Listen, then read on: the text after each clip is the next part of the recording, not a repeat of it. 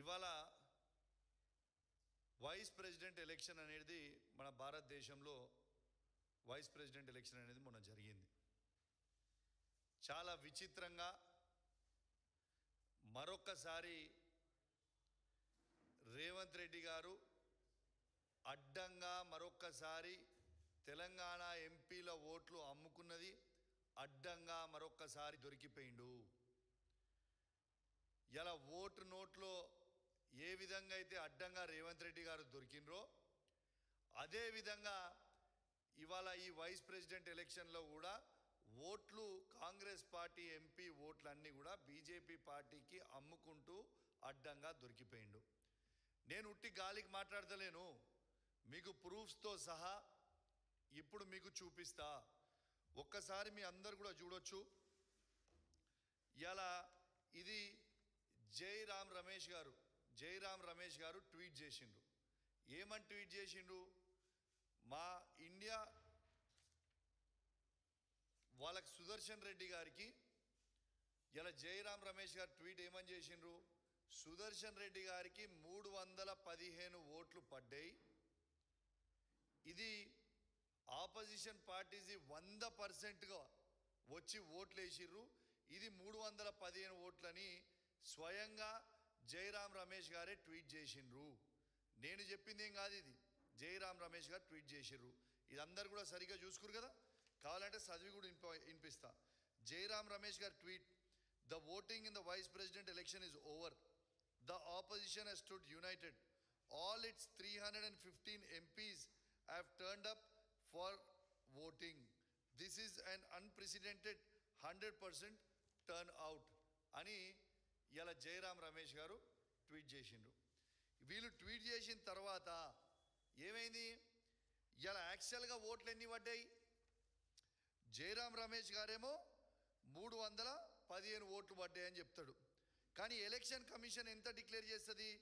సుదర్శన్ రెడ్డి గారికి పడ్డ ఓట్లు కేవలం 300 ఓట్లని మాత్రమే ఇది ఎలక్షన్ కమిషన్ డిక్లేర్ చేస్తుంది. ఇది చూడొచ్చు మీరు. ఇడిదికేమో జైరామ్ రమేష్ గారు ట్వీట్ ఉంది, 315 ఓట్లు. ఇడిదిక్కు మన ఆన్లైన్ వాళ్ళు ఎలక్షన్ కమిషన్ డిక్లేర్ చేసింది 300 ఓట్లు మాత్రమే పడ్డాయి. 452 మాత్రం బీజేపీ సపోర్ట్ చేస్తున్న క్యాండిడేట్కి పడ్డాయి అనేది క్లియర్గా ట్వీట్ చేసిండ్రు. ఇది అయిపోయిన తర్వాత ఇది ఇండియా టుడే నేషనల్ ఛానల్లో కూడా 300 ఓట్స్ మాత్రమే ఇవాళ కాంగ్రెస్ పార్టీ అభ్యర్థి అయిన సుదర్శన్ రెడ్డి గారికి పడ్డాయి అనేది క్లియర్గా ఇగోండి మీరు చూడొచ్చు. ఇది కూడా చూడొచ్చు ఇండియా టుడేది. ఇలా ఇండియా టుడే తర్వాత ఎన్డీటీవీలో కూడా ఆన్లైన్లో వాళ్ళు వేసింది కేవలం 300 ఓట్స్ మాత్రమే కాంగ్రెస్ క్యాండిడేట్కి దొరికిన ఓట్లు పడ్డాయి అనేది క్లియర్గా దీంట్లో మీరు చూడొచ్చు. ఇవాళ నేను అనేది ఏంటంటే, ఇలా జైరామ్ రమేష్ గారేమో 315 ఓట్లు పడ్డాయని చెప్తాడు. మరి 300 ఓట్లే ఎట్లా పడ్డాయి అంటే 15 ఓట్లు ఎటుపోయినాయి అంటే ఈ 15 ఓట్లల్లో 8 తెలంగాణ కాంగ్రెస్ పార్టీ ఎంపీ ఓట్లన్నీ కూడా బీజేపీ క్యాండిడేట్కి ఇలా ఓట్లు వేసిండు అనేది స్పష్టంగా అర్థమవుతుంది. ఎందుకు చెప్తున్నా అంటే అంత స్పష్టంగా మీరు చూడవచ్చు. ఓటింగ్ అయిపోయిన తర్వాత ఇప్పుడు మీకు చూపిస్తా. ఓటింగ్ అయిపోయిన తర్వాత ఇగోండి రేవంత్ రెడ్డి గారు వారి ఎంపీలందరూ కూడా పోయి నిర్మలా సీతారామన్ గారికి కలిసి బొకే ఇచ్చి మేము ఓట్లు మీరు చెప్పినట్టు ఓట్లు మేము ఖచ్చితంగా బీజేపీ క్యాండిడేట్కి వేసిరు మా ఎంపీలని ఇగోండి ఇది క్లియర్గా చూపిస్తా ఉన్నా. ఇవాళ రేవంత్ రెడ్డి గారు మరియు వాళ్ళ ఎంపీలందరూ కూడా పోయి మేము ఓట్లు వేసినామని నిర్మలా సీతారామన్ గారికి షాల్వా కప్పి బొకే ఇచ్చింది మీరు స్వయంగా చూస్తూ ఉన్నారు.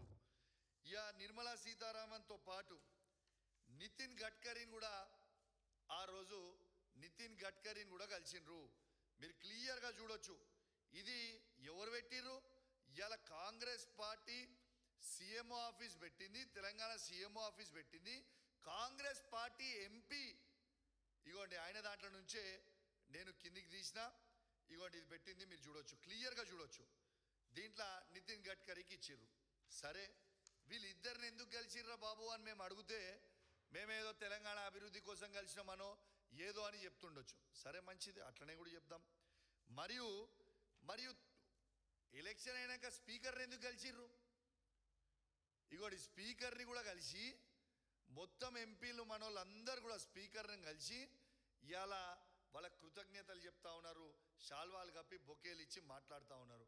ఇది స్వయంగా చూడొచ్చు. దీన్ని బట్టే మీరు అర్థం చేసుకోవచ్చు దీనికంటే పెద్ద ఎవిడెన్స్ ఏమి కావాలా. ఇలా 315 ఓట్లు పడ్డాయనేమో జయరాం రమేష్ గారు చెప్తారు, వాళ్ళకి యాక్చువల్గా పోలింగ్ అయిందేమో కేవలం 300 ఓట్లే ఉంటాయి. దాంట్లో 15 ఓట్లు తక్కువ పడతాయి. ఆ 15 ఓట్లల్లో బాజాబ్తు 8 తెలంగాణకు సంబంధించిన పార్లమెంట్ సభ్యులు బాజాబ్తు బీజేపీ క్యాండిడేట్కి ఓటేసిండ్రు.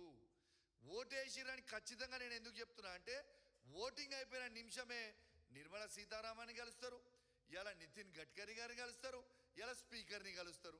ఇలా మరి దీని అర్థం ఏంటిది? ఖచ్చితంగా ఇలా తెలంగాణకి మరొక్కసారి రేవంత్ రెడ్డి గారు ద్రోహం చేసిరనేది చాలా స్పష్టంగా కనబడతా ఉన్నది.